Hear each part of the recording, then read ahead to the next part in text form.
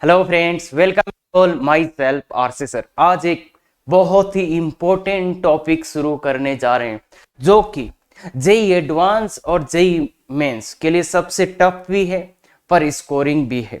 JEE advance में देखिए integration, definite integration, area और डिफरेंशियल इक्वेशन, इनसे 4-5 क्वेश्चन या कई बार तो 6-7 क्वेश्चन तक भी चले जाते हैं। और ये जेई का वो पार्ट है जिसमें बच्चे को थोड़ा सा दिमाग लगाना पड़ता है, क्योंकि देखिए इसमें सीधी बात ये ना, आपको सोचना पड़ेगा। और ये चीज तभी पॉसिबल है जब आपने सिस्टेमेटिक चीजों को किया हो। और हिंदी मीडियम के लिए ये वीडियो बनाया जा रहा है।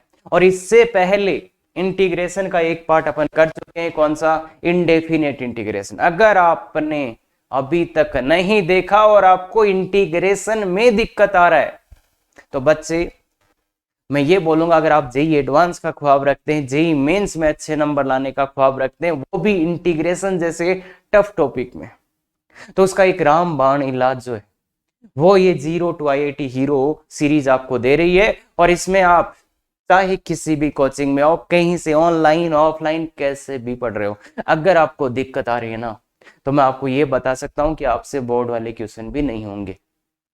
और आप चाहते हैं जी एडवांस, तो देखिए बच्चे, पहले जिन बच्चों ने अभी तक नहीं देखा, पहले इंडेफिनेट इंटीग्रेशन पूरा कर लो, अदरवाइज ये समझ नहीं आएगा। भाई ध्यान दे, इंडेफिनेट, अरे सर उससे क्वेश्चन नहीं आते, इससे क्वेश्चन आते हैं, तो वो जो क्वेश्चन करने के लिए आपको चाहिए पहले वो वाला। और कुछ दिनों से नहीं आए थे तो वो इसीलिए क्योंकि बाकी जगह भी इंटीग्रेशन शुरू भी नहीं हुआ, अरे नाम भी नहीं है, तो इसलिए कि, और कुछ बच्चे फिर कि सर हमारे कोचिंग में और कुछ चल रहा है, सर हम इंटीग्रेशन नहीं देख पा रहे हैं, सर अगर हम कंटिन्यूटी पे हैं, तो इसलिए इसलिए थोड़े से दिन वीडियो मैंने नहीं डाले थे। पर आज टीचर्स डे पे वापस अपने रीस्टार्ट कर रहे हैं चीजों को, और कुछ आपकी ख्वाहिशें थी वो भी पूरी करने की कोशिश की है। तो इस वीडियो में कमेंट करके बता दीजिए वॉइस एंड वीडियो कैसा ठीक है आप सभी, या कुछ और भी आपको चेंजेस कराने हैं। बहुत पहले से आप बोल रहे थे, पर दिक्कत ये था कि जिस पहले रूम में स्टूडियो था उसमें ये पॉसिबल नहीं हो रहा था, कुछ विंडो आगे थी, है ना, तो इसलिए अभी हो गया है, ये सब कुछ हो गया, कोई दिक्कत नहीं है। देखिए अभी जेई के पॉइंट ऑफ व्यू से बात करूं तो एक तो है डेफिनेट इंटीग्रेशन, एरिया और डिफरेंशियल, तो इनमें से 5 से 6 क्वेश्चन तो पक्के आते हैं। एक है वेक्टर 3D जिसमें 5 क्वेश्चन पक्के हैं जेई एडवांस में। तो ये 4 टॉपिक अगर आपको मैं मिला दूं, 4 से 5 टॉपिक, तो कितने नंबर आ रहे हैं जेई एडवांस में? 10 क्वेश्चन। 10 क्वेश्चन का मतलब हुआ मोर देन 20%, अरे 22%। भैया 10 क्वेश्चन आ रहे हैं, कितने में से? 36 क्वेश्चन में से, तो आप देख लो 25% के आसपास जा रहा है। और जिन बच्चों को स्कोर करना है जेई एडवांस में, उनके लिए शायद यहाँ पे हो सकता है आपको दिक्कत ज्यादा आ रही है, पर अगर आप इंटीग्रेशन में स्कोर करना चाहते तो इससे बढ़िया आपको कुछ नहीं मिलेगा। मिलने का सेंस इसलिए मैं बोल रहा हूं कि देखिए, चाहे क्वेश्चन सेम भी हो या सेम ना भी हो, पर जो समझ में आता है ना इंटीग्रेशन, उसका एक ही तरीका है कि अगर आपने, आपके टीचर ने आपको एक सीक्वेंस, बहुत अच्छी सीक्वेंस में करा दिया, तो आप समझ जाएंगे टफ से टफ चीजें भी। और डेफिनेट इंटीग्रेशन मैंने बिल्कुल बेसिक से एडवांस लेवल तक कराया है। और बच्चों के कमेंट्स आके देखो आप कि सर अरे कुछ नहीं, हमें तो ऐसा लग रहा है कि बिल्कुल इजी इजी चीजें कर रहे हैं अपन, पर देखो आप, हर वो चीज है उसमें जो एकदम जीरो से आईआईटी एडवांस लेवल तक चाहिए, तो सब वो क्वेश्चंस कवर्ड है। तो इसलिए, और यहाँ पे आप आओगे तो आपको लगेगा यार सर बहुत इजी चल रहा है सब कुछ, क्या ये एडवांस लेवल का है? पर सर ने लिख तो रखा है, तो लिख रखा है तो मैं आपको ये बता सकता हूँ कि थ्योरी के नाम पे आपको एक वर्ड भी एक्स्ट्रा नहीं चाहिए। और ये टीचर्स डे पे मैं बोल रहा हूँ, तो इसमें कोई भी मिलावट नहीं है। और किसी भी ऑफलाइन ऑनलाइन में चले जाना, उससे ज्यादा डिटेल में यहाँ पे कवर होगा और ज्यादा इफेक्टिवली कवर होगा। तो वो आप इंडेफिनेट इंटीग्रेशन देखो, आपको सब समझ आ जाएगा। और मैं तो यही बोलूंगा, अगर आपको दिक्कत आ रही ना तो देर मत करना, पूरे वीडियो देख लेना। चाहे ये हमेशा आपके लिए फ्री ही रहेंगे, तो देख लेना अच्छे से, इज्जत से, ये मत सोचना कि फ्री है। अगर आप आज की मैं बात करूं, ये एक वीडियो आप मेरे से पर्सनली समझना चाहते हैं ना, तो होश उठ जाएंगे उस छोड़ के, तो और उससे भी ज्यादा इफेक्टिव तरीके से मैं यहाँ पे पढ़ा रहा हूँ। तो ये गलती मत कर लेना कि सर ये तो फ्री वाला है। तो बस मेरी एक ही रिक्वेस्ट है आपसे कि ये गलती मत कर लेना कि सर फ्री वाला कंटेंट है, इससे आईआईटी थोड़ी होती है। मैं तो ये बोल रहा हूँ किसी भी पेड कोर्स में चले जाना, इससे अच्छा वीडियो मिल जाए तो आप मेरे से पैसे ले जाना उसके। हाँ, तो चलिए स्टार्ट करते हैं। तो देखिए यदि एफ एक्स डी एक्स, और बहुत ही अच्छे से स्टार्ट कर रहे हैं भी, इंटीग्रेशन समाकलन के बारे में आप कुछ बातें जानते हैं।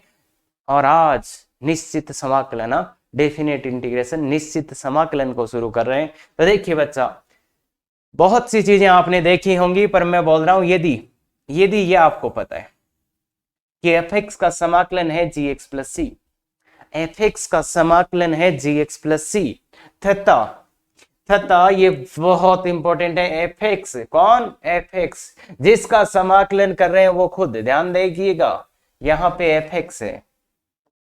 ये एफ एक्स क्यों है, तो इसका लॉजिक मैं दूंगा आपको दूसरे वीडियो के लास्ट में, मोस्टली नहीं इसी वीडियो के लास्ट में आ जाएगा।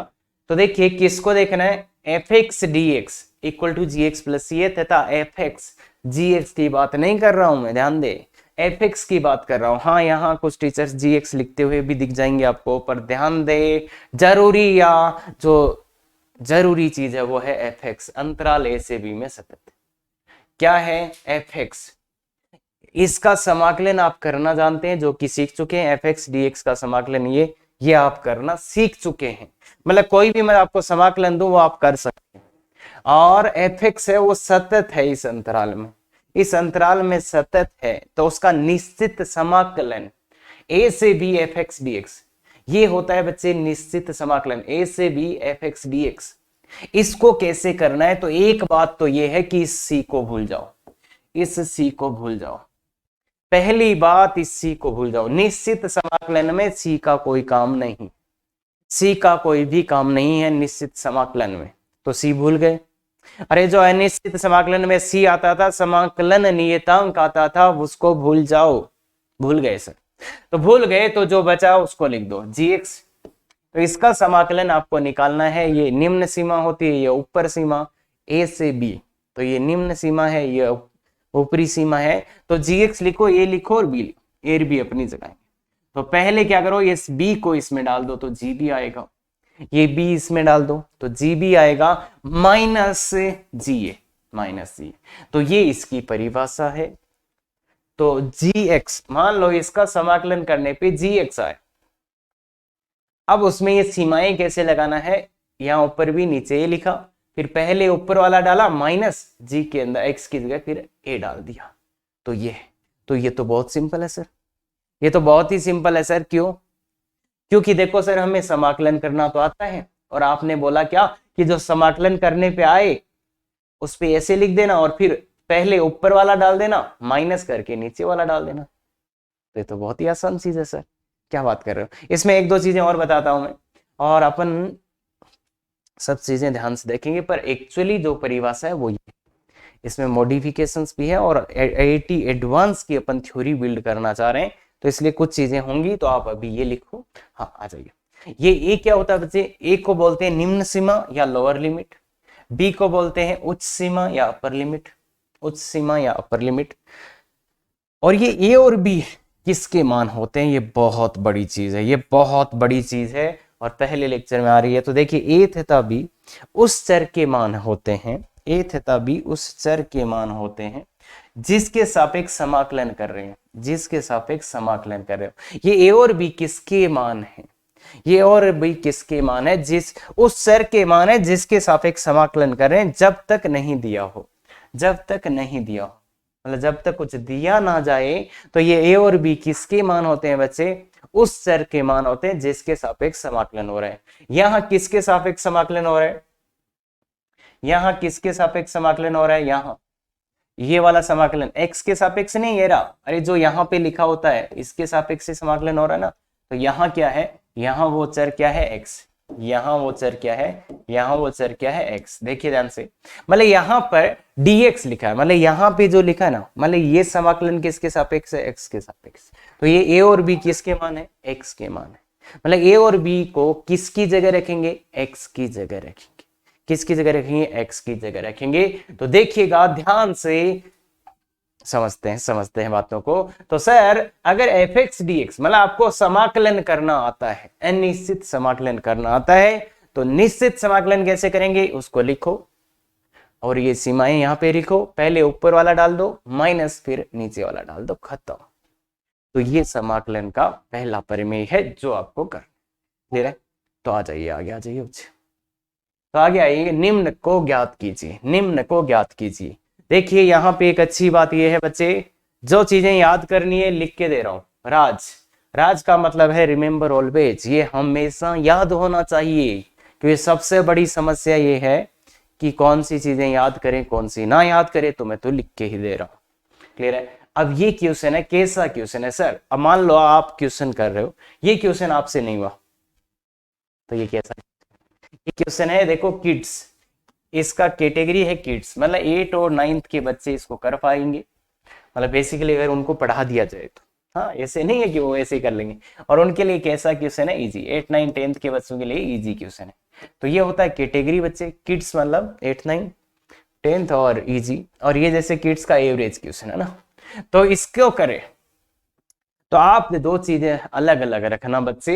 पहले ये देखो, ये समाकलन कर सकता हूं क्या मैं ये समाकलन कर सकता हूं, क्या मुझे इसका समाकलन पता है। देखिए आप इसको भूल जाओ लिमिट्स को, पहले आप ये सोचो कि समाकलन कर सकता हूं क्या मैं, बिल्कुल कर सकते हैं। बताइए इसका समाकलन क्या होगा, e की पावर 2x, और ये लीनियर था, ये रेखिक था, तो बाई 2 आएगा, ध्यान रखना। e की पावर x का e की पावर x, पर ये रेखिक था इसलिए बाई 2 आएगा, प्लस सी। तो इसलिए ये था समाकलन। तो समाकलन कर लो, उसके बाद लिमिट्स लगा देंगे, तो इसका क्या मतलब होगा, c तो भूल जाओ, तो जो आया था e की पावर 2x/2, इसमें लिमिट्स लगा दो, नीचे वाला नीचे ऊपर वाला ऊपर। उसके बाद क्या करना है, उसके बाद पहले ये वाला वैल्यू डालो, एक डालो यहाँ पे, तो e की पावर 2/2, माइनस का चिन्ह लगाओ, फिर नीचे वाला मान डालो, e की पावर ये 0 डालेंगे, e की पावर 0 मतलब 1/2। देखिए बच्चा e की पावर 0 1 होता है, ये तो भाई बताना ना पड़े अब किसी को। अरे e की पावर 0 कितना होता है, 1 होता है, ये तो पता ही है ना सबको। इसलिए ध्यान दें, कुछ भी नहीं है निश्चित समाकलन, इसमें निश्चित समाकलन में समाकलन अगर करना आपको आता है, तो 0 से 1 e की पावर dx खत्म। तो ये इसकी परिभाषा है। इसका क्या मीनिंग होता है सर, ज्यामितीय मीनिंग क्या है, क्या रिप्रेजेंट करता है सर, क्या है ये, सब बताएंगे। अभी वो चीज बता रहा हूं बच्चे जहां से आप इसको समझ सकते हो या इसको करना सीख सकते हो। सब कुछ एक एक चीज आएगी, हाँ, तो उसका टेंशन बिल्कुल ना ले। तो अब इसकी बात करें तो बस इसका समाकलन करो सीधा सीधा। तो पहले तो देखो समाकलन करना आता है, कैसे आता है, 3x² का समाकलन x³ 3 माइनस 4 इसका समाकलन x का x²/2। तो ये तो समाकलन कर दिया। देखिए बच्चे पहले ये देखो, इसको भूल जाओ, लिमिट भूल जाओ, इसका समाकलन क्या कर सकते हो, तो कर सकते हो तो करो। तो इसका समाकलन ये हो गया सर। अब लगा दो लिमिट्स, ये 1 और ये 0। तो देखिए बच्चे इसको थोड़ा अच्छे से लिख लेते हैं, 3x³ 3 से 3 कट जाएगा, -2x², और ये लिमिट है 1 से 0। तो पहले डालो 0, पहले डालो इसके अंदर 0, ऊपर वाला पहले डलेगा, छोटे बड़े से कोई लेना देना नहीं है, ध्यान दें, पहले ऊपर वाला मान डलेगा, इसमें डालो ये भी 0 ये भी 0। तो पहले आपने मान डाला तो 0, माइनस नीचे वाला मान डालो, इसमें इस पूरे में नीचे वाला मान डालो। अरे भाई ऐसे लिख के दिखाओ, 0 डाला तो 0, -2 × 0 तो 0 × 0 हो गया, माइनस ये पहले 0 डाला इसमें, फिर माइनस 1 डालो, तो 1³ 1 -2। क्लियर है। तो ये 0 और ये कितना माइनस, तो कितना हो जाएगा 1। तो आंसर कितना आ रहा है इसका, क्लियर है। तो अभी एक छोटी सी चीज जो यहाँ पे मैं बताना चाहता हूँ, देखिए कोई सोच रहा है 2 मिनट में सर कुछ बता दें सब कुछ, तो वो नहीं होगा, पर आपको मैं एक गारंटी दे सकता हूँ कि ये जो टॉपिक कंप्लीट हो जाए तो आप आवर्स काउंट कर लेना। इतना कंटेंट अगर कहीं पे भी इससे कम टाइम में हो रहा है तो भाई वो देख लो, है ना। तो इसलिए ध्यान रखना, यहाँ पे 0 से 1 लिमिट था, ये 1 से 0 था। तो मतलब क्या सर ऐसा जरूरी नहीं है कि नीचे वाला लिमिट छोटा ऊपर वाला बड़ा ना, कुछ भी नहीं है। देखो इसमें छोटा नीचे वाला था, बड़ा ऊपर वाला था, इसमें बड़ा ये है, छोटा ये, तो ये बात भी, निम्न सीमा का मान ऊपरी सीमा से अधिक हो सकता है। मतलब ऐसा नहीं है जो जो नीचे लिखा हुआ है वो छोटा होगा, ऊपर लिखा हुआ है वो बड़ा होगा, ऐसा नहीं है बच्चे। हाँ, तो ये बहुत ही सिंपल कि एक्चुअली लिमिट लगाना कैसे, अरे समाकलन करना आता है अपने को, लिमिट लगाना सीख चुके हैं, क्लियर है क्या? बहुत बढ़िया। आ जाइए ये क्वेश्चन। अब ये है बच्चे टीनेज कैटेगरी का 11th-12th वाले के लिए इजी क्वेश्चन है ये, तो फटाफट से कर लो। और इस टॉपिक को शुरू करने से पहले मैं बता दूं कि आपको अनिश्चित समाकलन आना चाहिए, अदरवाइज नहीं होगा ये टॉपिक। हाँ, तो आ जाइए, बताइए बताइए। तो सबसे पहली बात ये है इसका समाकलन करो, सबसे पहली बात ये है इसका समाकलन करो। अब इसका समाकलन कैसे करोगे तुम बताओ मेरे को। जिनको नहीं याद आ रहा बच्चे, थोड़ा निश्चित अनिश्चित वाला कर लो। ये इसका समाकलन नहीं याद आ रहा है तो फिर तो प्रॉब्लम ही आने वाली है इसमें, ये बता सकता हूं मैं। इसके दो तरीके होते हैं, अगर आपको पता हो तो दो तरीके होते हैं, दो तरीके मैंने बताए हैं। एक तरीका तो ये है, अपन ने किया था कि देखो साइन की घात 3 विषम घात है तो एक को अलग कर लो, एक साइन एक्स को अलग कर लो, एक साइन एक्स को अलग कर लो, बचा साइन स्क्वायर एक्स है उसको क्या कर दो, एक साइन एक्स को अलग करके उसको टी, ये डी टी आएगा ना, ये डी टी में आएगा, तो फिर ये जो बचा हुआ साइन है इसको कॉस में बदलो, 1 minus cos square x into sine x into dx। तो पहले समाकलन कर लो तुम, अरे लिमिट विमिट बाद में लगा देंगे यार, पहले तुम समाकलन कर लो। अरे सर वो लिमिट कहां गई ना, अगर आप हमेशा इस थ्योरम को फॉलो करोगे कि पहले समाकलन कर लो उसके बाद सीमाएं लगा देंगे तो बहुत सुख पाओगे। हाँ, तो आप देखिए यहां तक आ गया ये, इसमें क्या करना है, इसमें क्या करना है, इसमें cos x को टी पुट करो तो minus sine X D X equal to D T आ जाएगा, तो ये आ गया, तो इसमें कर दो भैया ये। तो ये चीजें करोगे तो देखिए इसका समाकलन तो ये है जाएगा 1 माइनस टी स्क्वायर और ये माइनस डी टी, देखिए इसका वैल्यू माइनस डी टी, तो ये माइनस का डी टी, तो ये हो जाएगा बच्चा, इसको इससे मल्टीप्लाई करेंगे तो T square minus 1 D T, और इसका समाकलन कर लो तो टी का क्यूब बाई 3 माइनस टी, और इसको आप वैल्यू रख दो, टी किसको वाला था कॉस, तो cos cube x by 3 minus, एक तो आप ऐसे समाकलन इसका कर सकते, एक तो आप इसका ऐसे समाकलन कर सकते थे T cube by 3 minus T, तो याद है, या तो ऐसे कर लेते, या फिर इसका दूसरा मेथड भी था। दूसरा मेथड किसी को दिमाग में आ रहा है, इसके समाकलन का दूसरा मेथड, इसके समाकलन का दूसरा मेथड बिल्कुल आपके दिमाग में आना चाहिए, क्या? बिल्कुल सर वही कि साइन क्यूब एक्स आता है साइन 3x के फॉर्मूले में, तो इसका दूसरा मेथड मैं आपको बता देता हूं इधर। मेथड 2 से आप ऐसे भी कर सकते थे कि साइन 3x बराबर क्या होता है, 3 sine x minus 4 sine cube x, तो यहां से साइन क्यूब एक्स का वैल्यू ले आओ, साइन क्यूब एक्स का वैल्यू कितना आ जाएगा, साइन क्यूब एक्स का तो 3 sine x minus sine 3x by, तो इसकी जगह ये वैल्यू रखे भी आप समाकलन, अरे करे थे ना अपन ने ये वैल्यू रखे, तो इस मेथड से कर सकते हो, इस मेथड से मैंने इससे कर दिया है पूरा, तो मेथड 2 से भी आप कर सकते थे, मैंने तो इसका इससे कर दिया है। तो आप बताओ 0 से पाई बाई 2, तो 0 से पाई बाई 2, उस मेथड से भी आप कर सकते हो साइन क्यूब एक्स dx, तो इसका समाकलन अपने पास आ चुका है, इसका समाकलन अपने पास आ चुका है, ये रहा समाकलन। c को हटा दो, c को कोई मतलब नहीं है अपने को, cos cube x by 3 minus cos x और 0 से पाई बाई 2, तो पाई बाई 2 रखिए बच्चा, सबसे पहले आप पाई बाई 2 रखो, इस ये भी 0 ये भी 0, इतना तो पता है ना बच्चे, पाई बाई 2 यहाँ रखोगे cos पाई बाई 2 0, ये भी 0, तो 0 आ जाएगा, माइनस 0 रखो, तो 0 रखोगे तो cos 0 होता है 1, तो ये 1/3 और ये माइनस का, ये 1/3 ये माइनस का 1, तो देखिए पहले ऊपर वाला लिखो माइनस नीचे वाला लिखो, तो ये आ जाएगा, तो ये आ जाएगा, तो बताइए ये कितना है, ये -2/3 तो प्लस का 2/3, क्लियर है क्या?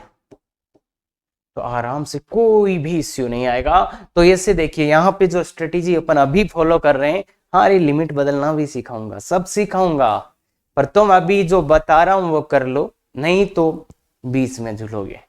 तो इसलिए अभी मैंने क्या बोला, भैया आप बस केवल एक काम कर लो कि समाकलन कर लो, अगर आपको समाकलन कर लिया आपने, अगर आपने इसका समाकलन कर लिया तो लिमिट लगाना मैं सिखा दूंगा। लिमिट में कुछ नहीं है, इसका मान आ चुका है आपके पास, तो इसका मान लाने के लिए वो लिखो और तो बहुत आसान है। ऐसे देखा जाए तो इंटीग्रेशन खत्म, अरे डेफिनेट इंटीग्रेशन खत्म यार। इंडेफिनेट में समाकलन करना सीखे ही है, समाकलन आप कर ही लोगे तो खत्म हो जाएगा चीजें, कोई दिक्कत ही उसमें नहीं आने वाली है। आ जाइए तो फिर आ जाइए, तो ये वाला तो इसको कैसे करें। तो ये एक बहुत ही अच्छा एकदम शानदार लेवल का प्रॉब्लम है, शायद यहाँ पे मिस्टेकन हुआ है कुछ। तो एडवांस कैटेगरी का इजी क्वेश्चन है, एडवांस कैटेगरी का इजी क्वेश्चन 10 मिनट दे दो, 10 मिनट बिना पूछे ही दे दो, 10 मिनट दे दो बच्चे इसको, अगर आप कर पाए तो 10 मिनट इसको दे दो, क्योंकि ये बहुत ही शानदार एक प्रॉब्लम है। तो बच्चे कोशिश करिएगा, बिल्कुल अच्छे से कोशिश करिएगा कि 10 से 15 मिनट कितनी भी आप दे सकते हैं, कोशिश करिए पूरी कि ये हो जाए आपसे। तो देखिए पहले समाकलन करने की कोशिश करो, ये तो मैं ला दूंगा, तुम समाकलन करने की कोशिश करो कि इसको कैसे करेंगे, इसका समाकलन कैसे करेंगे, और चेक भी कर लो भैया अपने को इंडेफिनेट आता है कि ऐसे ही, ऐसे ही है। हाँ ये शानदार समाकलन है, कोशिश करो इंडेफिनेट इंटीग्रेशन करने का, इसका इंडेफिनेट करने का। तो रूट साइन एक्स बटा कोस एक्स में बदल दो, क्योंकि कुछ हो तो रहा नहीं है, साइन एक्स बटा कोस एक्स में बदल दो, और ये भी cos x upon root sine, यही होगा। अब एलसीएम ले लो भाई, इससे ज्यादा तो कुछ कर नहीं पाएंगे, तो root of sine x cos x LCM आ जाएगा, और ऊपर इसको sine x plus cos x हो जाएगा। क्लियर। अब आपको पता चलना चाहिए कि ये कैसे होगा, अब आपको ये पता चलना चाहिए कि ये कैसे होगा। देखिए ऊपर sine x plus cos x आता है, अगर ऊपर sine x plus cos x आता है, वेरी गुड वेरी गुड। तो क्या ऊपर sine x plus cos x है, अगर ऊपर sine x plus cos x है तो नीचे वाले को किस में बदलना है, sign x minus cos x. और वो कैसे बदलेगा, तो उसके लिए मेरे को एक तो 2 देना पड़ेगा, तो ये रूट 2, देखो 2 साइन एक्स कोस एक्स होना चाहिए, और इसके बाद में मुझे नीचे बनाना है माइनस का साइन एक्स कोस एक्स। तो देखिएगा यहाँ -1 करना पड़ेगा और यहाँ +1।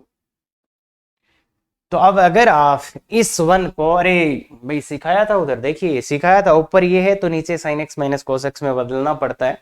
तो इस 1 को अगर आप, पहले थोड़ा सा और अच्छा लिख देता हूं मैं, पहले थोड़ा सा और अच्छा, रूट टू ऊपर है sign x plus cos x, यहाँ dx आ गया, और यहाँ इस 1 को, तो एक इस 1 को लिख रहा हूं सबसे पहले, फिर मैं 1 माइनस इस इन दोनों में से माइनस कॉमन ले रहा हूं, तो ये 2 साइन एक्स कोस एक्स है ना, ठीक है। अब आप जानते होंगे इसकी जगह मैं लिखूंगा sine square x cos square x, sine square x plus cos square x. तो अब ये क्या बनेगा, ये बनेगा sign x minus cos x का होल स्क्वायर, और उसको मैं टी डालूंगा तो ये डी टी आ जाएगा। तो देखिए बच्चे ये क्या होगा, ये ऐसा होगा कुछ, ये ऐसा होगा कुछ, इधर तो जगह नहीं है अपने पास, तो कहाँ पे जगह लाएं भाई, चलो कुछ अरेंजमेंट करते हैं इसका।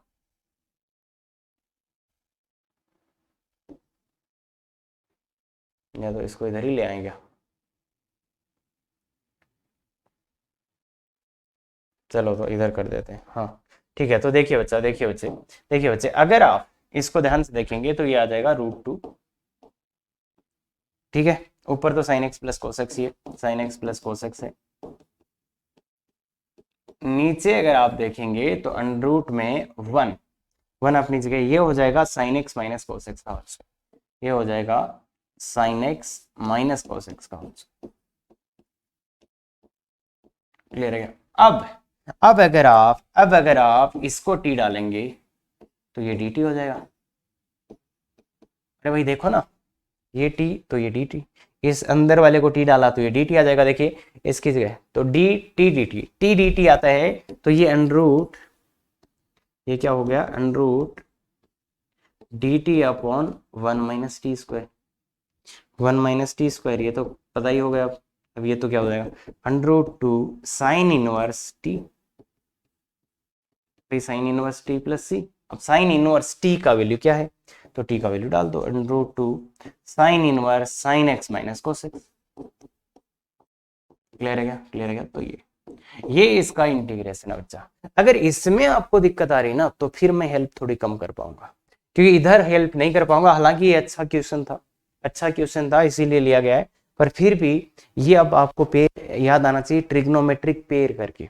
ट्रिग्नोमेट्रिक पेयर अपन ने बोला था कि अगर ऊपर sine x plus cos x हो तो नीचे sine x minus cos x बनाना है, और ऊपर sine x minus cos x हो तो नीचे प्लस वाला बनाना है। तो ये अपन ने बोला था। तो अब इसका तो इंटीग्रेशन, अब इसकी बात है, इसका वैल्यू कितना आएगा फिर, तो इसका वैल्यू कितना आएगा बताओ, इसका वैल्यू कितना आएगा। तो इसका तो केवल लिमिट्स लगाना है क्या, केवल लिमिट्स ही लगाना है क्या। तो देखिए वो आ गया, उसमें लिमिट्स लगा दो, तो अपना आंसर जो आएगा वो √2 sine inverse sine x minus cos x, यही ना बच्चा। भाई वो सी तो भूल जाओ, इस पे लिमिट्स लगा दो 0 से π/2। तो बताओ π/2 डालो, पहले π/2 डालो, √2 साइन इनवर्स π/2 डालो ना इसमें, ये तो 1 ये 0 तो ये 1 माइनस √2 साइन इनवर्स 0 डालो ना, 0 डालो ना बच्चे, इसमें 0 डालो ना, ये 0 ये 1 हो जाएगा, तो ये ओवरऑल माइनस। देखिए बच्चा इसमें π/2 डाला तो ये माइनस का साइन, और ये अब साइन इनवर्स 1 π/2 होता है, तो √2 इंटू ये π/2, ये माइनस √2 इंटू ये माइनस बाहर आ जाएगा तो प्लस हो जाएगा इंटू π/2। तो ये कितना हो रहा है बच्चे, ये कितना हो रहा है देखिएगा, π/2 √2 पाई तो कॉमन आ जाएगा, तो √2 पाई, ये कितना हो रहा है बच्चा √2 इंटू पाई। तो ये इसका आंसर, प्लस माइनस सही होना चाहिए मेरे हिसाब से, कोई दिक्कत नहीं आना चाहिए, सीधा सीधी बात है, इसका आंसर ये। तो बेसिक फिर से बता रहा हूं, डेफिनेट इंटीग्रेशन का एक बहुत इजी पोर्शन है, वो है कि सीधा सीधा भैया इसका इंडेफिनेट अनिश्चित समाकलन कर लो और लिमिट लगा दो, तो इसमें तो कॉन्फिडेंस होना चाहिए। और देखिए आगे इसकी प्रॉपर्टी बेस्ड क्वेश्चन आएंगे, तो वहां पता कैसे चलेगा कि प्रॉपर्टी लगेगा कि ये लगेगा, वो तभी पता चलेगा जब आपको इंडेफिनेट आता हो कि इसका इंटीग्रेशन हो सकता है कि नहीं, तो वो तभी पता चलेगा। इसका इंटीग्रेशन अगर नहीं हो सकता तो प्रॉपर्टी से होगा, पर अगर हो सकता है तो इंटीग्रेशन करना ही पड़ेगा। तो इसलिए बहुत ही अच्छे से देखो, शानदार क्वेश्चन है, वेरी इंपॉर्टेंट क्वेश्चन। हाँ आ जाओ। अब एक चीज समझते हैं कि इसका करना है तो इसका आप आराम से कर सकते हो, मुझे दिख के रहा है। आप ऐसा ही देखिए, पहले वही काम करेंगे कि पहले समाकलन कर लो भैया, पहले समाकलन कर लो, और समाकलन करने में दिख रहा होगा क्या करना है। समाकलन करने के लिए दिख रहा होगा आपको क्या करना पड़ेगा, आपको बिल्कुल सर ln x को t पुट करेंगे। अरे भाई इसका समाकलन तो आता है ना ln x को t, तो 1/x dx क्या आ जाएगा dt। कैसे समझ में आया, dx के साथ 1/x देख के कि ln x को t मानेंगे तो 1/x dx dt आ जाएगा, तो ये क्या आएगा t² dt। ये आ गया ना भाई, ये t² और ये dt, तो अब आ जाएगा ये t³/3 प्लस सी, मतलब t कौन था ln x, तो ln³ x/3 प्लस सी। तो इसलिए इसका वैल्यू क्या आ जाएगा, इसका वैल्यू क्या आ जाएगा कितना ये, तो ln³ x/3 और लिमिट लगाना है 1 से ही,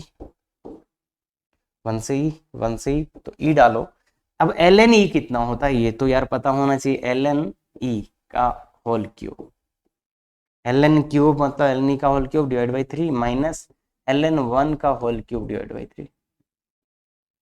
तो ln e कितना होता है 1, क्योंकि लॉग का बेस यहाँ पे भी e है, तो ln e 1 होता है, तो 1/3 और ये 0, ln1 0 होता है, तो ये 1/3। तो ओवरऑल आंसर अपना आ जाएगा 1, ओवरऑल आंसर आ जाएगा 1/3। क्लियर है क्या। तो ये इसका बहुत ही सिंपल सा सीधा सा क्वेश्चन है कि सर सीधा सीधा आप तो कर दो बस, पहले इसका समाकलन कर लो, समाकलन हो गया, अगर एक बार समाकलन हो गया तो लिमिट तो नहीं देंगे सर फिर, तो यही बात इसके लिए करते हैं। अब इसके लिए भी देखो मैंने समझाया होगा कि ये लिखने का मतलब क्या है, इसका मतलब क्या, डी ऑफ ln x का पहले ही अपन समझ चुके हैं, इसका मतलब है इसका अवकलन, तो ln x का 1/x इंटू dx, तो इसका मतलब यही होता है इसका मतलब यही होता है, ये अपन समझ चुके हैं पहले भी। डी मतलब डिफरेंशिएशन, डी मतलब डिफरेंशिएशन किसका, ln x का। तो डिफरेंशिएट करो तो 1/x और फिर x का तो dx। क्लियर है? तो ये भी अगर आप देखोगे तो ln square x into 1/x into dx, यही तो हुआ, यही तो हुआ। तो अब इसको t तो ये dt, भाई इसको t बोलोगे तो ये dt आ जाएगा। सेम ही तो हो गया रे भैया, सेम ही तो हो गया ये, सेम ही तो हो गया ये तो। अरे इसका समाकलन जितना था उतना ही इसका आएगा, तो इसका समाकलन कितना आ जाएगा, इसका समाकलन कितना आ जाएगा, ln का क्यूब x/3 प्लस c। ठीक है, तो इसका मान कितना आएगा, अब इसका मान कितना आएगा। तो ध्यान से देखो, इसमें और इसमें क्या फर्क है, इसमें और इसमें क्या फर्क है सर, सर सेम ही तो लिखा है, बस इसको ऐसे करके लिख दिया, पर यहाँ पे एक फर्क आ गया। बताओ देखिए इसका आंसर क्या होगा, क्या इसका 1/3 आंसर होगा, सर इसका समाकलन तो सेम आया है तो आंसर भी सेम आएगा। पर यहाँ पे गड़बड़ हो गया। देखिए गड़बड़ ये है, गड़बड़ ये है कि भैया डी के अंदर ln x लिखा था, यहाँ डी के अंदर x लिखा था, dx था, यहाँ डी के अंदर ln x है। तो यहाँ पे जो लिखा होता है उसकी ये लिमिट्स होती है, तो मतलब ये लिमिट्स किसकी है बच्चे, ln x की। ध्यान से देखिए ये लिमिट्स किसकी है बच्चा, ln x की। देखिए अपन ने बोला था जो लिमिट्स होती है, चलो मैं दिखा देता हूं, जो लिमिट्स होती है वो उसकी होती है, देखो ये रहा, ए थे तभी उस चर के मान होते हैं जिसके सापेक्ष समाकलन कर रहे होते हैं जब तक नहीं दिया हो। तो जब तक दिया नहीं गया हो तब किसके मान होते हैं, वो उस चर के होते हैं। देखिएगा यहाँ पे किसके सापेक्ष समाकलन दिया गया है, ln x की। तो ये जो लिमिट्स है ये किसकी है बच्चा, ln x की।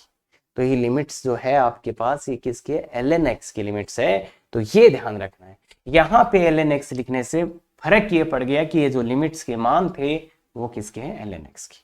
तो इसलिए अब अपन इसको कैलकुलेट करेंगे, तो देखो ln क्यूब x अपॉन 3 यही लिखेंगे, लिमिट यहाँ 1 और यहाँ पे e, पर ये किसकी लिमिट्स है, ये ln x के मान है, ये ln x के मान है। तो बताओ ऊपर वाला लिमिट जब रखोगे तब क्या आएगा, ln x का मान e रखोगे, ln x का मान e है तो ये e³/3, e³ ln x का ही मान है ना, ये ln x की जगह e रखना है, तो x की जगह e नहीं रखना है। देखो इसमें अपन ने क्या करा था, इसमें करा था x की जगह e रखा था, क्योंकि यहाँ पे क्या था dx, तो यहाँ पे एक किसके मान थे, x के मान थे, यहाँ पे एक किसके मान थे, x के मान थे। पर इस वाले में ये जो मान है ये किसके हैं, ln x। तो मतलब ln x का जगह e रखना है, तो e रखा तो ये e रखो तो e का क्यूब, फिर ln x की जगह 1 रखो तो ये 1 का क्यूब तो 1/3, तो ये आ गया e³ - 1/3, e³ - 1/3। क्लियर है क्या, बात समझ पा रहे हैं क्या, क्या आप ये बात समझ पा रहे हैं, e³ - 1/3। तो ये होगा बच्चे इसका आंसर, ये होगा इसका आंसर। क्लियर है, तो कोई भी इश्यू, अब देखो वो जो चीज लिखी थी, वो जो चीज लिखी थी जिसका मतलब मैं समझा रहा था आपको पहली स्लाइड में, उसका मीनिंग ये था कि ये जो लिमिट्स होती है किसकी होती है, जो डी के अंदर लिखा होता है, डी यहाँ एक्स की है, यहाँ किसकी है, ln x की है। क्लियर है क्या, तो ये बात आपको समझनी पड़ेगी। तो ये एक लिमिट्स में छोटा सा चेंज होता है जहां पे बच्चे को प्रॉब्लम आती है। अब ये क्वेश्चन गजब का क्वेश्चन है, ले लीजिए 5 मिनट 10 मिनट ले लीजिए बच्चा, ले लीजिए बच्चे, इसका आंसर निकाल के दिखा दो। इसका आंसर क्या आएगा कमेंट करके जरूर बताएं। ये क्वेश्चन नंबर 7 आपसे हुआ था कि नहीं, बहुत ही शानदार क्वेश्चन। तो अगर 5-6 मिनट आपने ले लिए हैं तो देखिए समाकलन तो वही होगा। अब कोई लोग ऐसे भी समझा सकते हैं, ये टी ये डी टी, ये t² ये dt, भी समझ गए ना, ऐसे भी तो समझा ही सकते हैं। अब इसका समाकलन करने का एक और तरीका बताता हूँ। देखिए एक तरीका तो ये था ही, एक तरीका तो अपन ऐसे तो सोच ही रहे थे कि इसको अपन ऐसे लिख के तो कर ही रहे थे, अभी भी कर ही रहे थे ना यार, ऐसे तो ln² x और इसका 1/x dx, तो इससे तो अपन कर ही थे। इस समाकलन को ये करने का ये तरीका तो था ही, दूसरा तरीका भी है। दूसरा तरीका क्या है, इसको t बोलो मनी मन में, dt और ये t² dt, t² dt, तो सीधा भी आप बोल सकते हो कि ये क्या आएगा, ln t का क्यूब, t का क्यूब। चलो ऐसे नहीं समझ आ रहे, ऐसे समझ लो भाई, ln x को t पुट करेंगे, ऐसे समझ लो। देखो दोनों ही चीजों में ln x को आप t पुट करने वाले हो, ln x को t पुट करोगे तो इसको देखो क्या लिखो, इसको क्या लिखो, t² dt। अरे भाई d ऑफ ln x यही तो होता है, यही तो इसको t² ये dt, तो यहां से क्या आएगा t³/3। और ऐसे इसमें भी लिख दो, इसमें अब अगला स्टेप क्या आएगा, इसका मतलब है 1/x dx = dt, इससे भी हो जाएगा t dt, तो ये सेम आएगा t क्यूब। क्लियर है? तो मतलब इंटीग्रेशन तो सेम ही आएगा। आप डायरेक्ट भी कुछ बच्चे कर पाएंगे, या कुछ बच्चों ने देखा भी होगा कि भैया ये तो t तो ये dt, तो t dt तो t² dt, तो सीधा सीधा आ जाएगा, मतलब दिमाग में ही कर लिया, ये t² ये dt, तो समझ गएगा, समझ गएगा। तो इसका इंटीग्रेशन तो अपने पास आ गया, इसका इंटीग्रेशन अपने पास आ गया और अपन ने निकाल भी लिया। तो अब इसका वैल्यू क्या आएगा, तो वैल्यू क्या आएगा बताओ, तो इसका वैल्यू क्या आएगा बच्चे, तो इसका इंटीग्रेशन आ गया है क्या, अरे भाई t³/3 मतलब ln का क्यूब x/3, तो इंटीग्रेशन तो ये आ ही गया है, चाहे इस मेथड से कराओ इस मेथड से कराओ, तो ln का क्यूब x/3। अब ये जो लिमिट है वो बोल रहा है x बराबर 1 से e, तो मतलब इस बार लिमिट किसकी होनी चाहिए, d ln x, भाई ln x है यहाँ तो लिमिट कायदे से किसकी होनी चाहिए थी, कायदे से किसकी होनी चाहिए थी ये लिमिट्स, ln x की। ये जो लिमिट्स है वो कायदे से किसकी होनी चाहिए थी, ln x की। पर उसने क्लियरली बोल दिया, उसने क्लियरली बोल दिया कि ये किसके मान है, x के मान। देखो लिख के दिया है, अरे बच्चे लिख के ही दिया है यार, नहीं समझे, नहीं समझे। और उसमें अपने लिखा भी था जब तक ना दिया, इसने तो दे दिया कि ये मान किसके हैं, x के। भाई यहाँ पे इसने बोल दिया x 1 से शुरू होके e तक जाएगा, x का मान 1 से शुरू होके e तक जाएगा, तो मतलब इसने तो लिख दिया कि भैया ये मान, देखो मैं यहाँ पे ln x लिख रहा हूं, पर ये जो सीमाएं हैं वो x की हैं। तो यही उस लाइन का कंप्लीट मीनिंग था। कंप्लीट मीनिंग उस लाइन का ये था कि ये जो सीमा है वो उस चर के मान होते हैं जिसके सापेक्ष अवकलन हो रहा होता है। यहाँ तो अवकलन हो रहा है ln x के, तो ये ln x के मान होने चाहिए थे, पर उसने लिख कर दे दिया कि ये मान किसके हैं, x के, तो मतलब इसको x के ही मान मानेंगे। तो बताओ e रखो, e रखोगे तो ln e का क्यूब, तो ln e का मान 1, 1 का क्यूब तो 1/3, और माइनस ln 1 तो 0 होता है, तो मतलब बेसिकली इसका आंसर आ जाएगा 1/3। तो 1/3 इस क्वेश्चन का आंसर है, 1/3 इस क्वेश्चन का आंसर है। क्लियर है बच्चा? बहुत अच्छे से देखो कि ये जो सीमा होती है वो उस चर के मान होते हैं जिसके सापेक्ष अवकलन किया जा रहा है, जब तक ना दिया गया हो, पर यहाँ तो दे ही दिया, इसलिए गड़बड़। क्लियर है क्या? तो इसलिए यहाँ पे देते हैं। अब इसके बारे में बात करते हैं, इसके बारे में बात करते हैं। तो इसके बारे में चलो मुझे ये बताओ, ये किसके मान है, ये किसके मान है, तो ये किसके सीमाएं किसके मान है, तो देखो किसके सापेक्ष समाकलन किसके सापेक्ष हो रहा है, x² के सापेक्ष, तो ये किसके मान है, x²। तो ये ध्यान रखना ये किसके मान है, x²। फिर इसका समाकलन करते हैं भैया, x² d ऑफ x², तो वैसे बोलोगे तो ये t और ये dt, t और dt, तो आएगा क्या आंसर, x² का t का स्क्वायर बाई 2, यही समाकलन आएगा ना इसका, ये t मानो तो ये dt, या तुम तुम्हारे देसी तरीके से कर लो भाई, इसका मतलब समझा वहां कि x² को हमने t माना, तो ये तो हो गया t और ये हो गया dt, वैसे कर लो, एक ही बात है, ये आएगा। तो ये तो बात समझ ही सकते हैं आप आराम से। अब इसकी लिमिट्स रखनी है, लिमिट्स रखनी है, तो ये क्या हो गया, x² का होल स्क्वायर बाई 2, और लिमिट्स रख दो, लिमिट्स रख दो कहाँ से, x² की जगह यहाँ पे 1 रखना है और यहाँ पे 4 रखना है। तो बताओ x² की जगह 4 रखोगे तो कितना आ जाएगा, 4 रखो इसकी जगह तो 4 का स्क्वायर 16/2, माइनस x² की जगह 1 रखो तो 1/2। देखिए बच्चे पहले ये रखा x² की जगह 4, 4 का स्क्वायर 16/2, माइनस फिर 1 रखा तो 1/2, तो ये आ जाएगा 15/2, 15/2। क्लियर है क्या, क्लियर है क्या, तो ये आ गया 15/2, तो इसका वैल्यू आ जाएगा 15/2। तो कोई भी इश्यू इसमें नहीं होना चाहिए बच्चे, क्यों, क्योंकि आराम से आ रहा, कोई इश्यू आपको नहीं होगा। क्लियर है, तो आ जाना चाहिए। तो ये समझ में आ गया होगा कि लिमिट लगाना कैसे, लिमिट किसके मान होते हैं, क्या होता है लिमिट, कैसे चेंजेस होते हैं, ये सब समझ में आ गया हो कि डेफिनेट इंटीग्रेशन को करना कैसे। पर यहाँ पे एक बहुत बड़ा चीज चल रहा था, जो थ्योरी का बहुत शानदार पार्ट था, वो ये था जिसको अपन ने कभी देखा ही नहीं शायद, कि fx अंतराल a से b में सतत होना चाहिए, जिसका आप समाकलन कर रहे हो वो सतत होना चाहिए, तभी ये परिभाषा लगेगी। अभी तक जितने भी अपन ने समाकलन किए, देखो सब में नहीं देखना होता है, पर देखो ये भी सतत था, अरे ये टूटेगा थोड़े, ये भी नहीं टूटेगा, ये तो एक्सपोनेंशियल इसलिए सतत, ये बहुपद फलन इसलिए सतत, ये भी, ये तो त्रिकोणमितीय फलन है तो ये भी सतत होगा, और ये जो थे 0 से π/2 में tan x cot x भी सतत होते हैं। तो इसलिए ये डेफिनेशन सब पे लग रही थी, ये डेफिनेशन सब पे लग रही थी, कोई इश्यू नहीं आया, कोई इश्यू नहीं आया, यहां तक क्लियर है। अब अगर मान लो, अब अगर मान लो कि है ना कि fx dx, ये तो यही है, वही इसका समाकलन ये है, पर ये इस अंतराल में सतत है। यहां पे अंतराल कौन सा आ गया है, ओपन, ओपन इंटरवल में सतत है। तो इसका कैसे निकालेंगे आंसर, इसका आंसर कैसे निकालेंगे? तो इसमें छोटा सा चेंज है, कुछ भी नहीं है।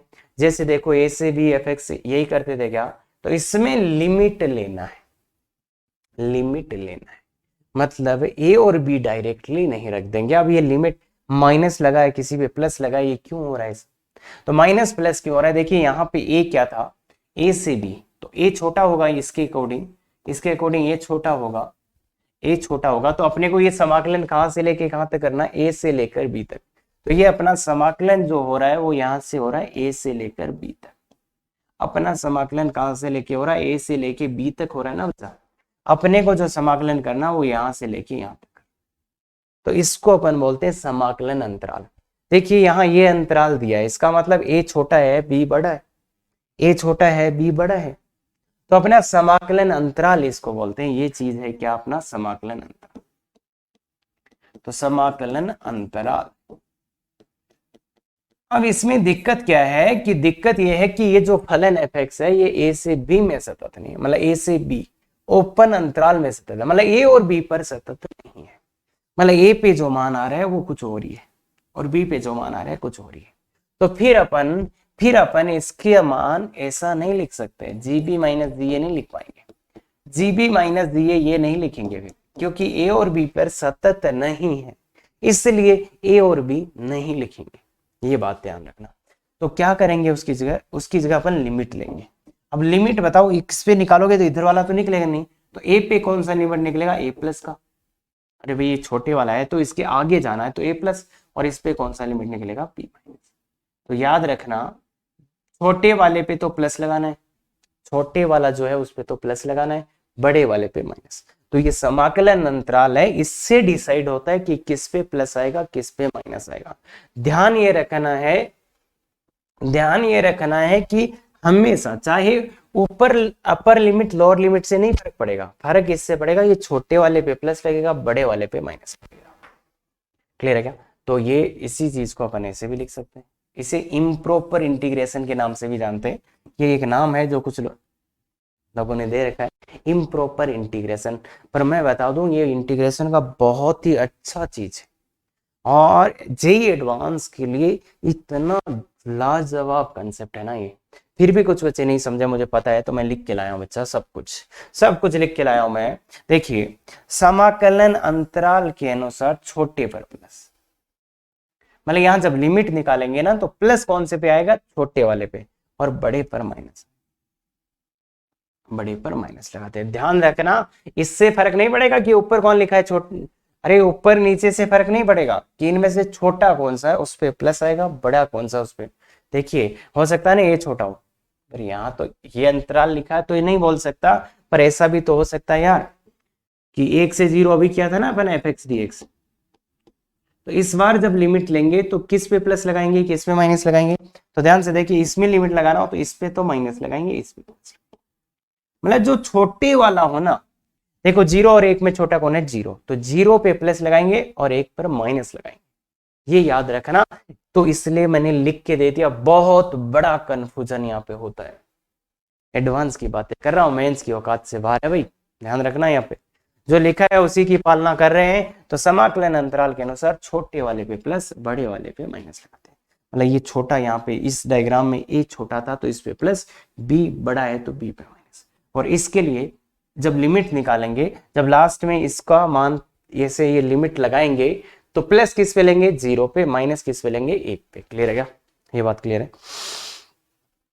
ये बात भी आपको आज क्लियर है। तो अब देखिए तीसरी बात। तो देखिए अगर समाकलन इसका मान अपने को इनसे निकालना है, इनसे निकालना है, कब कब निकाल सकते हैं, जब या तो ये इस कैपिटल वाले बड़े अंतराल में हो तो सीधा सीधा जीबी माइनस जी। अगर ये एफ एक्स ए से बी में सतत हो तो इससे निकालते थे अपन, पर अगर ये छोटे अंतराल आ जाएं तो फिर ये लिमिट लगानी पड़ती। ये बात तो क्लियर है। अब एक यहाँ पे बहुत ही अच्छा जी एडवांस का पॉइंट ऑफ व्यू है, वो ये है कि सर अपन लिमिट तो यहाँ तो देखो जी एक्स पे लगा रहे हैं और आप सतत एफ एक्स को बोल रहे हो। देखो सर आप बोल रहे हो कि एफ एक्स सतत होना चाहिए और आप लिमिट जी एक्स की निकालते। तो एक बात बताओगा, इसका इसका समाकलन ये है, इसका समाकलन ये है, तो जी एक्स का अवकलन कौन है एफ एक्स? तो देखिए जी एक्स का अवकलन कौन है, जी एक्स का अवकलन कौन है, एफ एक्स। जी एक्स का अवकलन करने पे एफ एक्स आता है क्या? देखिए बच्चे ध्यान से देखिए, जी एक्स का अवकलन करने पे क्या आता है, जी एक्स का अवकलन करने पर एफ एक्स आता है। तो इसका मतलब क्या हुआ, अगर अगर एफ एक्स सतत है तो जी एक्स तो अपने आप ही सतत हो गया। क्यों? देखो जी एक्स का जब तुम अवकलन करोगे तब एफ एक्स आएगा, तो मतलब अगर एफ एक्स सतत हुआ तो जी एक्स तो सतत है ना। अरे भाई तभी तो उसका अवकलन किया होगा ना भाई, तुमने जी एक्स का अवकलन किया तब एफ एक्स आया। अगर तुम बोल रहे हो कि जी एक्स का अवकलन मतलब यानी एफ एक्स सतत है तो जी एक्स तो सतत रहा होगा, अरे तभी तो इसका अवकलन कर पाए। तो इसलिए ध्यान रखना ये बहुत ही खतरनाक पॉइंट है, नहीं समझ में आता है बच्चों को, तो बहुत बारीकी से सोचो। यहाँ इसका समाकलन ये मतलब इसका अवकलन, जी एक्स का अवकलन एफ एक्स है ना, तो जी एक्स का अवकलन एफ एक्स है, मतलब एफ एक्स अगर एफ एक्स सतत हो गया मतलब जी एक्स का अवकलन सतत हो गया तो इसका मतलब पक्का जी एक्स तो सतत था ना भाई। अरे जी डेस एक्स बराबर एफ एक्स है ना यहाँ पे। अगर मुझे बताओ ये सतत है, मतलब जी डेस का अवकलन ही सतत आ रहा है तो जी एक्स तो सतत ही रहा होगा ना। तो इसलिए जी एक्स को चेक करने की जरूरत नहीं है, यहाँ पे किसको चेक करना है, एफ एक्स को। याद रखना जिसका एफ एक्स मतलब सब सही है, ठीक है। जिन बच्चों को इसकी जरूरत थी वो समझ गए, और जिन बच्चों को जरूरत इतनी ही थी कि सर किसको चेक करेंगे, एफ एक्स को, तो वही है। तो देखिए बच्चे समाकलन का ये निश्चित समाकलन निकालने के लिए जरूरी क्या है, ए से बी में सतत है तो अपन इस डेफिनेशन का यूज करके निकाल सकते हैं। मतलब कि जब जी एक्स इस अंतराल में भी सतत हो या इस अंतराल में सतत हो तो दोनों में ही इस डेफिनेशन से मान आ जाएगा। बस जब इस अंतराल में हो तब लिमिट लगा देंगे, और इसमें सीधा जीबी माइनस दिया आता है। इस वाले अंतराल में सतत हो तो सीधा मान आता था, और इस वाले में है तो लिमिट लगा देंगे। मतलब बेसिकली अगर ये एफ एक्स ए और बी पे सतत नहीं है तो आप लिमिट का यूज करेंगे, ये बात क्लियर होनी चाहिए। सर बहुत ज्यादा हो गया, कंफ्यूज हो रहे हैं, थोड़ा ध्यान दे, कंफ्यूज ना हो। और ये बात भी बताऊंगा मैं, और बात भी बताऊंगा। फिर देखिए कि अगर जब लिमिट ले रहे होंगे तो प्लस किस पे लगाएं, माइनस किस पे लगाएं, तो जो छोटा है उस पे प्लस, बड़ा वाले पे माइनस लगाएं, ये भी बात क्लियर है। अब ये वेरी इंपॉर्टेंट, यदि एफ एक्स अंतराल में सतत नहीं है, अगर एफ एक्स इस अंतराल में सतत नहीं है तो ये वाले का प्रयोग नहीं कर सकते, तो फिर आप भैया इसका मान ऐसे नहीं निकाल पाएंगे। ये बहुत ही इंपॉर्टेंट चीज है और इसकी वजह से कुछ क्वेश्चंस आपके गलत होंगे। तो देखिएगा यदि एफ एक्स अंतराल में सतत नहीं है तो इसका मान आप ऐसे नहीं निकाल सकते, ये गलत मान आ सकता है।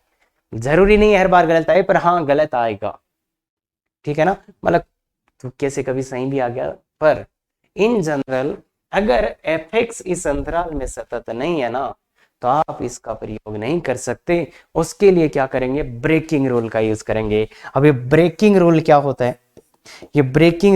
है, तो इसको आगे स्टडी करेंगे अपन, अभी नहीं आया है, अभी तक नहीं आया। और जिन बच्चों ने पढ़ा है उनको थोड़ा थोड़ा आइडिया होगा ब्रेकिंग रूल क्या होता है। फिर नहीं आइडिया तो भैया वीडियो देखते रहे। तो देखिए बच्चे ये थ्योरेटिकल बहुत इंपॉर्टेंट चीज है कि आप ये डेफिनेशन का यूज तभी कर सकते हैं जब एफ एक्स कम से कम इस अंतराल में तो सतत हो। अगर इस अंतराल में सतत नहीं है तो फिर ये डेफिनेशन नहीं चलेगी, ब्रेकिंग रूल लगाना पड़ेगा आपको। वो कैसे लगेगा वो आगे देखेंगे, पर आप इतना याद रखना कि अब क्या होता है ना, मैंने इतनी थ्योरी बता दी, बच्चे हर क्वेश्चन में लगाए जा रहे हैं, हर क्वेश्चन में लगाए जा रहे हैं, ये चेक करने पे तुल रहे हैं।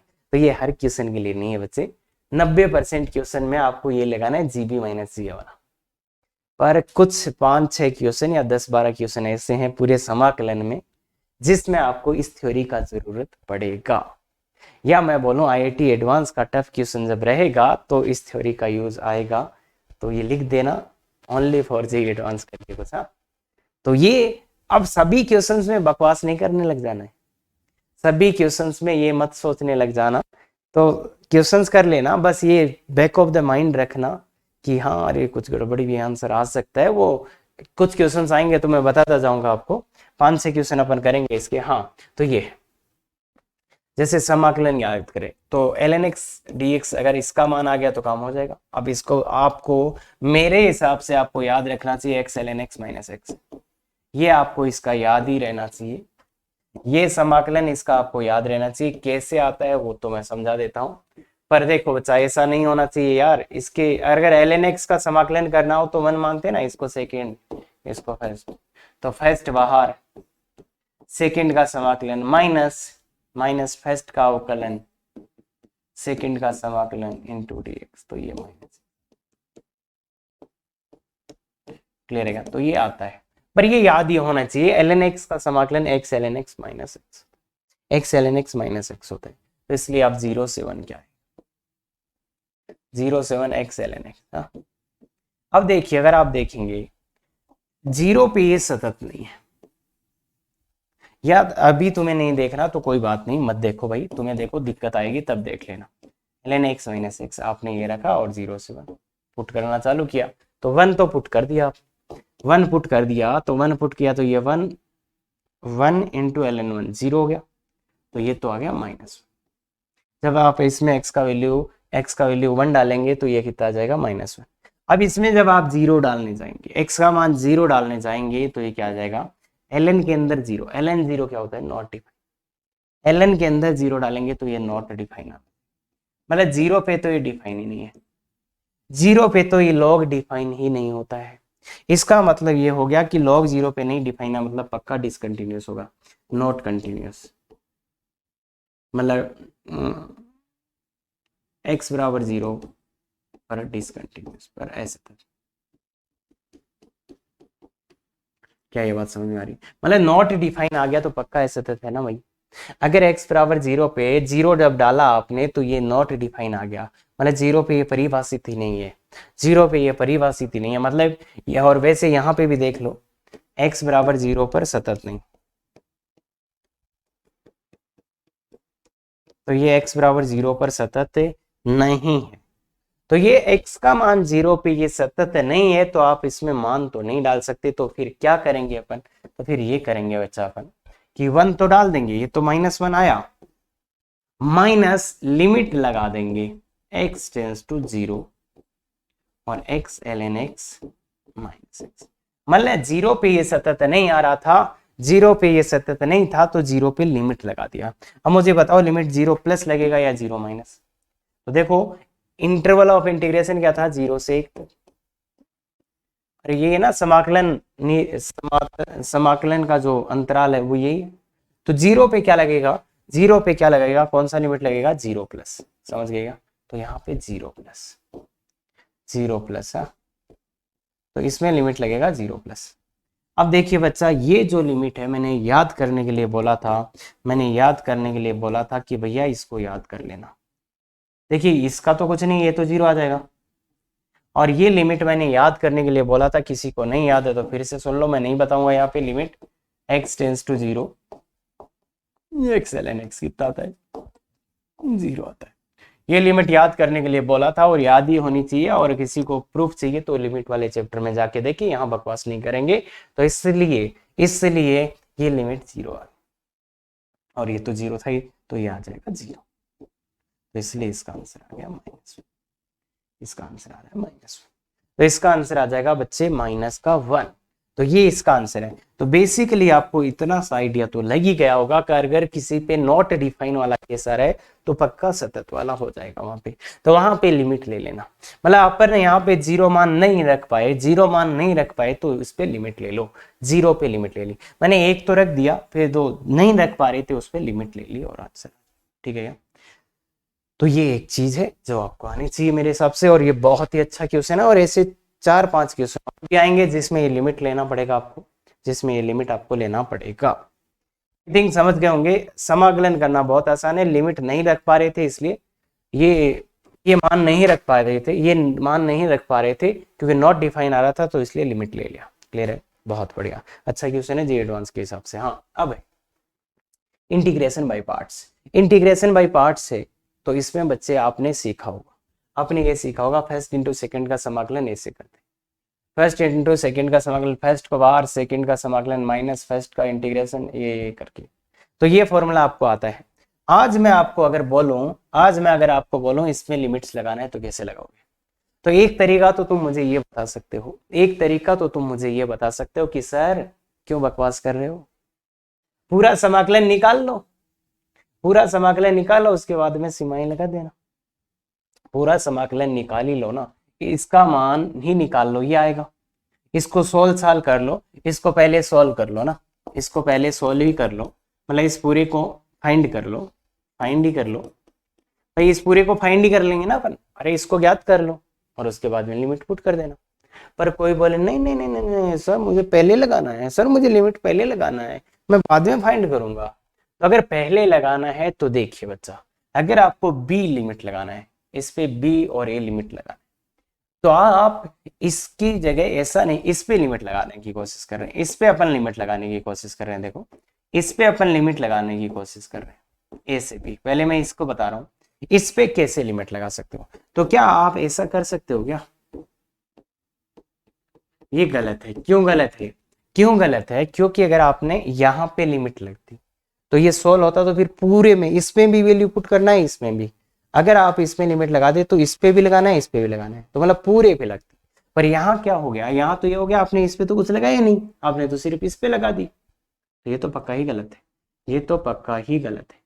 देखिए बच्चे, फर्स्ट इंटू सेकेंड, अगर इस पे लिमिट लगाना होता तो मतलब पहले ये वैल्यू डालते, आप इसमें भी डालते, इसमें भी डालते, पर यहाँ तो गलत हो गया। तो ऐसा नहीं कर सकते, ये तो नहीं कर सकते, क्योंकि फिर इस पे तो कोई लिमिट ही नहीं लगी।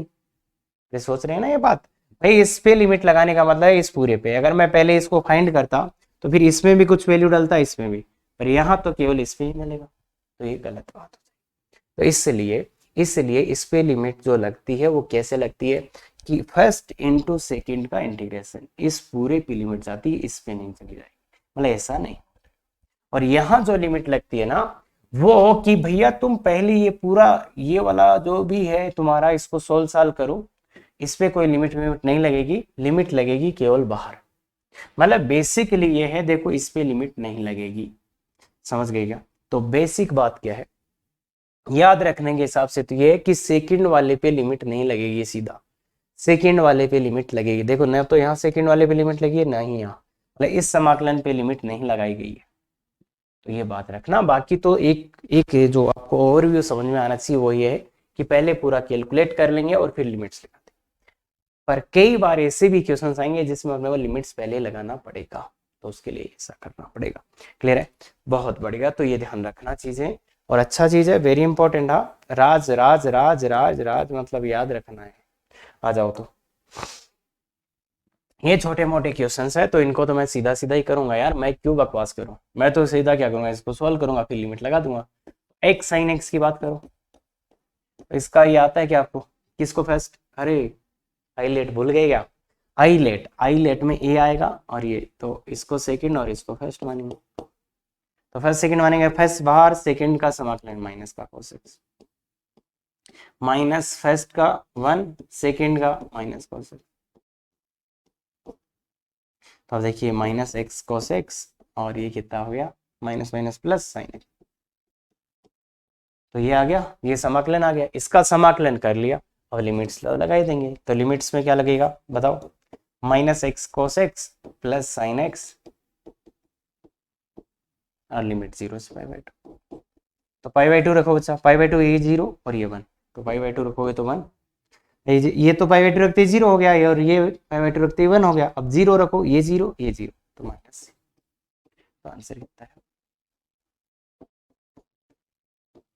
समझ पाए बात को? समझ पाए? बहुत ही सिंपल है। अरे क्यों बकवास कर रहे हो भाई, ऐसे प्लेन क्वेश्चन में क्यों बकवास कर रहे हो? सीधा सीधा कर दो ना, पहले समाकलन कर दो, लास्ट में लिमिट्स लिख दो, लास्ट में लिमिट्स लगा दो, ठीक है क्या?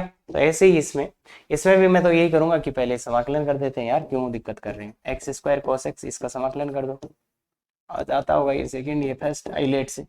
तो ये एक्स स्क्वायर बाहर, कॉस एक्स का sign x, minus x square का तो 2x इंटू साइन एक्स। अब इसका फिर से करना पड़ेगा, फिर से फर्स्ट सेकंड मानना पड़ेगा। तो ये है बच्चे, ये है फर्स्ट और ये है सेकंड। तो ये देखो x square sine x minus first को बाहर इंटू सेकंड का तो माइनस कोस एक्स है।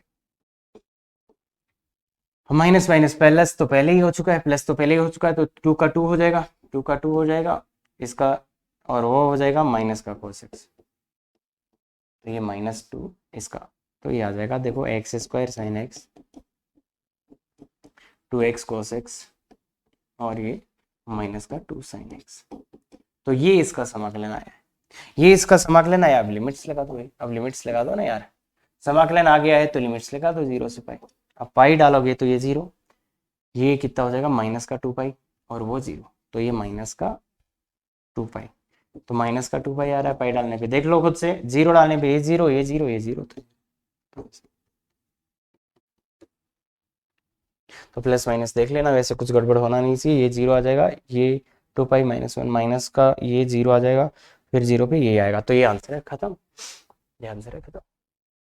तो ऐसा कर सकते हो बच्चा, ऐसा तुम कर सकते हो, थोड़ा ध्यान से देखोगे तो कोई दिक्कत नहीं आएगा, माइनस माइनस क्यों प्लस हो रहा है वो सब समझ जाओगे। तो ये ऐसे में तो क्यों बकवास करना भाई, अपन फर्स्ट सेकंड मान के कर, क्या दिक्कत है? सीधी थ्योरी फॉलो करो ना कि समाकलन कर लो, बाद में लिमिट्स लगा देना, तो ये तो कुछ है नहीं। आ जाओ इसमें करते हैं, तो इसमें भी सीधी बात करते हैं, x ln x, चलो मैं बता ही देता हूँ, ये लास्ट क्वेश्चन है, वैसे खुद कोशिश करो तो इसको फर्स्ट, इसको और इसको सेकंड, तो फर्स्ट और second, first ln I let में फर्स्ट इसको मानेंगे तो फर्स्ट बाहर इंटू सेकंड का समाकलन एक्स स्क्वायर माइनस फर्स्ट का वो 1/x इंटू इसका एक्स स्क्वायर, तो ये कितना आ जाएगा X square by 2 ln x minus ये 1/2, तो 1/2 एक्स का तो 1/4 एक्स स्क्वायर हो जाएगा प्लस, तो सीधी सीधी लिमिट लगा दो, लिमिट लगाओगे तो क्या आ जाएगा X square by 2 ln x minus 1/4 x square. C का तो कोई काम है नहीं, ई से 0, तो 0 पुट करोगे तो पंगा हो रहा है, 0 पुट करने पे ये नॉट डिफाइन आ रहा है, तो 0 पे लिमिट लगा दो।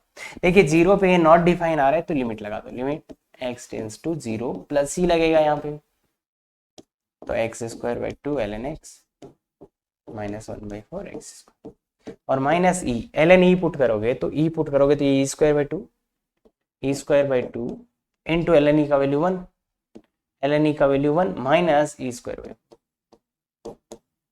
अब देखो बच्चे यहाँ पे ये कैसे सिखाता हूं मैं तुम्हें, तो x/2 इंटू इसको लिख लो x ln x minus x square by 4। तो देखिए बच्चा, जब आप लिमिट लगाओगे तो ये भी 0 होता है और ये भी 0, भाई ये तो 0 होता है ना लिमिट पे, अभी भी याद रखने वाला मैं बोला, ये 0 और ये भी 0, तो सब कुछ 0 आ जाएगा, तो ये लिमिट वाला काम तो 0 आ जाएगा। देखिए ये 0 होता है लिमिट, अभी याद कराया था, x ln x 0 होता है तो 0 होता है, और ये भी 0 तो 0 हो जाएगा, तो ये तो पूरा 0 माइनस वो कितना हो रहा है ई स्क्वायर बाई 4, देखो ये तो ई स्क्वायर, तो ये माइनस का ई स्क्वायर, तो ये आंसर आपका क्लियर है क्या? तो ध्यान रखना, जब लिमिट नहीं लिख पा रहे हो, नहीं लगा पा रहे हो, नॉट डिफाइन वाला केस आ रहा हो, तो उस टाइम लिमिट लगा देना, मतलब लिमिट ये ले लेना चाहिए, है ना? क्लियर है? आ जाइए, ये एक बहुत ही अच्छा गजब का क्वेश्चन है, जिसमें आपको एक्चुअली ये पता चलेगा कि हाँ उसका यूज कहाँ करना है। अरे जो फर्स्ट सेकंड बताया था ना, उसका यूज कहाँ करना है, एडवांस लेवल का अच्छा क्वेश्चन है, और ये होमवर्क है, नेक्स्ट क्लास में सबसे पहले डिस्कस करेंगे। क्लियर है? बहुत अच्छे से करेगा इसको, ठीक है क्या? तो देखिए बच्चे, इंटीग्रेशन जो सबसे इंपॉर्टेंट है स्टार्ट हो चुका है। अगर आप जितना इस वीडियो के नीचे कमेंट लाइक शेयर सब्सक्राइब करेंगे उतना ही आपको बेनिफिट होने वाला है। मुझे जो हो रहा है वो तो हो ही रहा है, और अगर आप ज़्यादा अच्छा करेंगे तो भाई हमें भी होगा, और उसी के लिए देखो सब करते हैं तो बिल्कुल बहुत बढ़िया। Thank you very much. Effective तैयारी करो।